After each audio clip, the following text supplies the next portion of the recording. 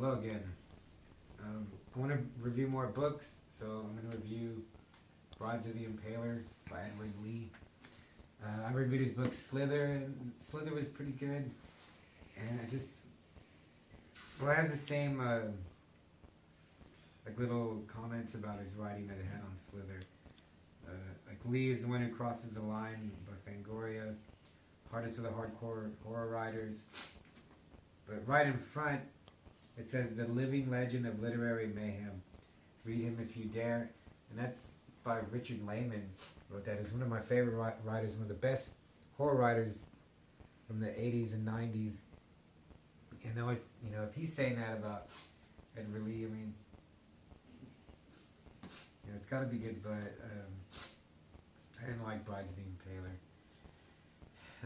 It makes you think it's about vampires, but it's not really about vampires. It has, they're trying to resurrect Dracula, this evil nun that was hanging out with Dracula back when he was around, trying to resurrect him in the body of this girl named Christina, who's, she makes, like those, she makes like dolls, horror dolls, like those Living Dead dolls like that, and she's with her boyfriend. He's a lawyer and they're rich and live in New York. It's just really unrelatable characters. There's some detectives like on the case because these homeless women are murdering people and impaling them, but really there was no character that I could identify with. Really, not much characterization, I thought, and the book kind of just plods along. Even it's like 340 pages, and even by page 300, like really was nothing was really happening, and I was like, man, it's only 40 pages left, and nothing. It's like going nowhere. It doesn't seem like it's leading towards a climax, and there's just these homeless women, impaling other bums and drug dealers and people every once in a while, and that's not even very descriptive in that. The girl Christina, she's the main character, and her boyfriend, he's really not there most of the book. There's a priest, and really not much to say about him either. The cops were the only ones really that I could, kind of get behind and root for, but they're not the main characters.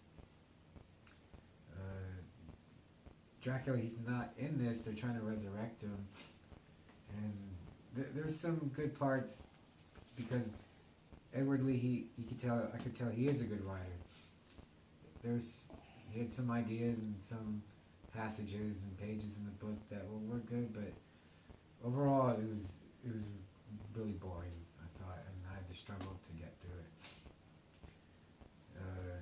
So I do not recommend this book at all. But I do have more Edward Lee books, and I'm gonna read them. But if they're as bad as Brides of the Impaler, which I really don't like to say that, I don't know if I could keep reading his books. He has one called The Backwoods that I want to read, and I have like 2 or 3 more of his books that I'm gonna read. But this one was really tough to get through. I just couldn't wait to finish it, move on to another book, which sucks because I did like Slither, but as soon as I started reading this, I could just tell, it's like going nowhere. I'm not having any fun with this book. I'm sorry, to Edward Lee to have to give his book a bad review, but there he is. There's Edward. Where? But,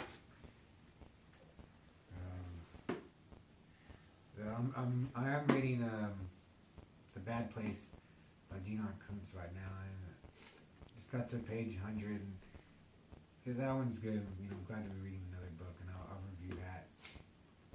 But for Brides Rise of the Impaler, if you see it, just pass it by. I can't even recommend it. I don't even know. I can't even say, well, maybe you might like this because you like vampire novels, but just it's almost unreadable. So that's it. I just want to do a quick book review. I want to do more book reviews, but this one took me a while to read. And that's it. I'll hopefully read. If I like a book, I can read in a couple of days. But this one took me months to read. And I have a lot of books that I'm going to review, and I can tell a lot of them are bad. I should never pick a lot of them up. But I have a lot of good books, and I'll review those, and hopefully you'll watch it. So that's it for this one, and that's it for Rise of the Impaler.